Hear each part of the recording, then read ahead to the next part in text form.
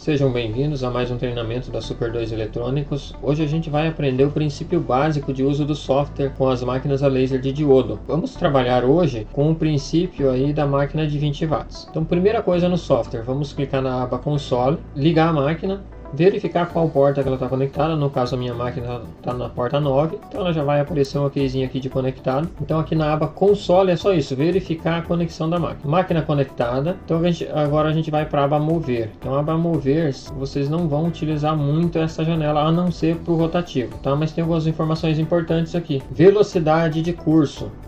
Essa velocidade aqui, ó, é a velocidade de curso. Quando eu clico no botão enquadrar, o laser vai sair do ponto de origem, vai até o desenho e vai circular o desenho, acendendo o laser em 2%. Então essa velocidade de 4.000 é a velocidade de curso. Por padrão vem 6.000, mas eu gosto de deixar com 4.000, diminui um pouquinho essa velocidade, a gente consegue visualizar melhor. Então, quando o laser sai da sua origem, clicando no botão enquadrar, ele vai até o desenho, vai circular o desenho, acendendo o laser em 2%, para mostrar para você aonde vai ser feito o corte ou a gravação. Agora a gente vai para a aba cortes e camadas, que é onde vocês mais vão trabalhar. Para vocês saberem, a gente tem aqui, ó, embaixo 29 camadas, tá, que a gente pode estar utilizando para diferentes configurações. Vou escrever aqui na área de trabalho, então, gravar MDF.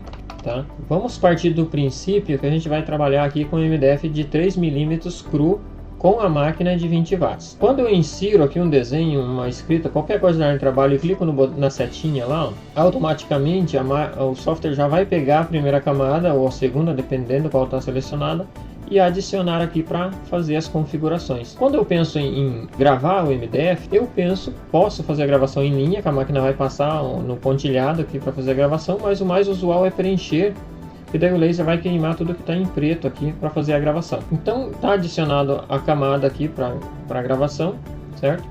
Gravação, posso utilizar 100% do laser para aproveitar o máximo da máquina. Posso deixar também aqui com 6.000 de velocidade. 6.000 de velocidade fica uma gravação boa, porém vai depender do que você quer para o seu trabalho.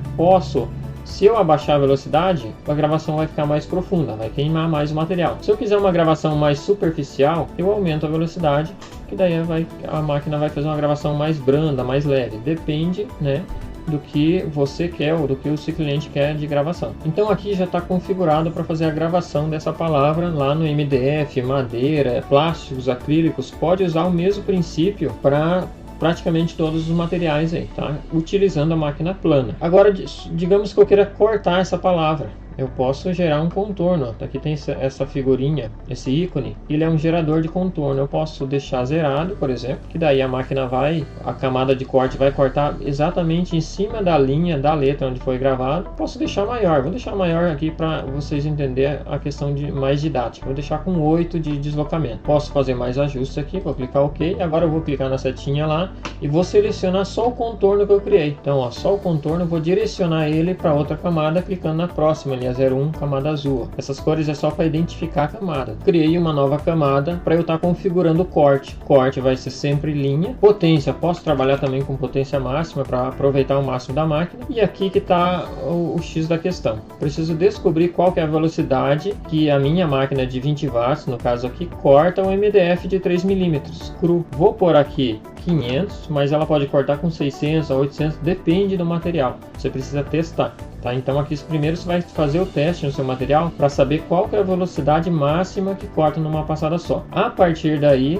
vamos trabalhar com o princípio da proporcionalidade, porque se eu mandar cortar, vocês vão ver lá na hora do teste que vai queimar muito o material com uma velocidade baixa e uma passada. Então vai queimar demais o material, vai ficar com fuligem de carvão. Então recomendo, depois que testou, a velocidade máxima que corta, por exemplo, é 500 numa passada só. Aí você vai aplicando a proporcionalidade. Então 500 mais 500, 1000, que é 2 passadas de 500, né?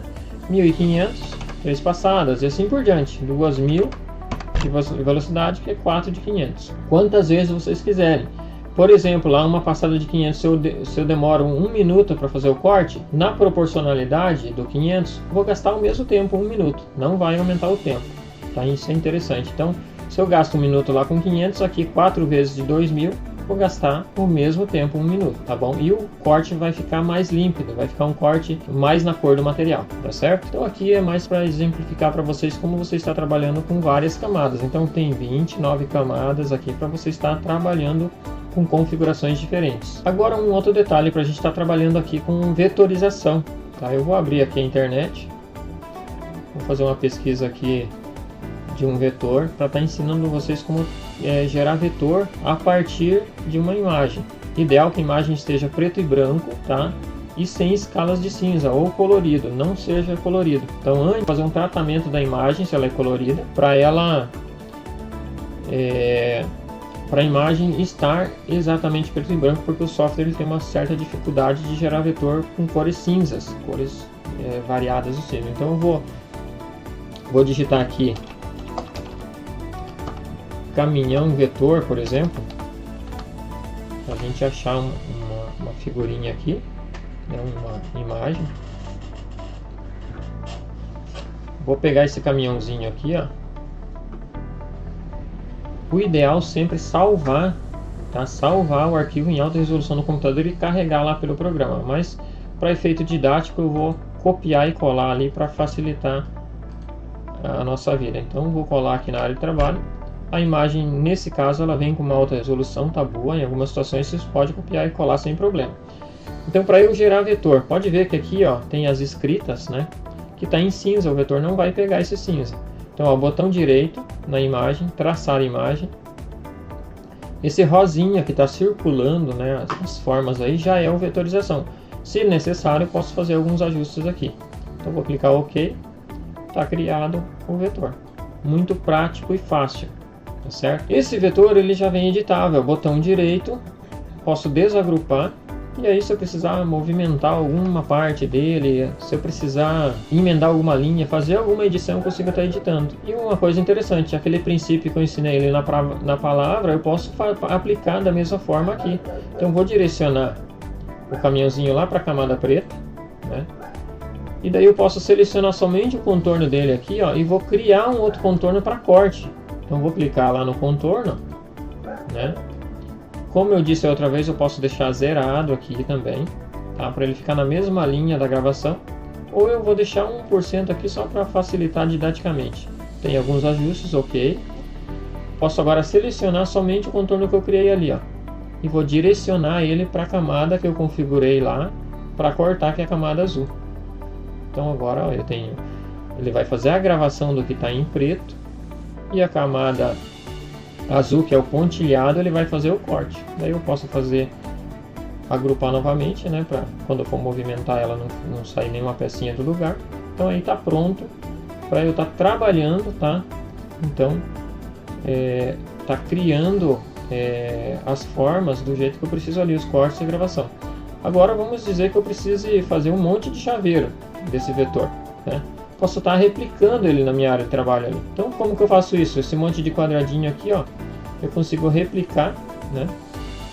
Quantas linhas e coluna distribuindo na minha área de trabalho, tá vendo? Então, ó, posso diminuir o espaçamento, né? O espaço é menor, eu posso diminuir o espaçamento, aumentar o espaçamento conforme a minha necessidade, tá certo? Então essa é uma ferramenta muito importante também quando você quer preencher sua área de trabalho e fazer um monte de produção. Tá certo, pessoal? Então essa é a forma de a gente estar trabalhando com a máquina plana. Na sequência vamos fazer um vídeo para vocês como a gente está trabalhando com o rotativo daí.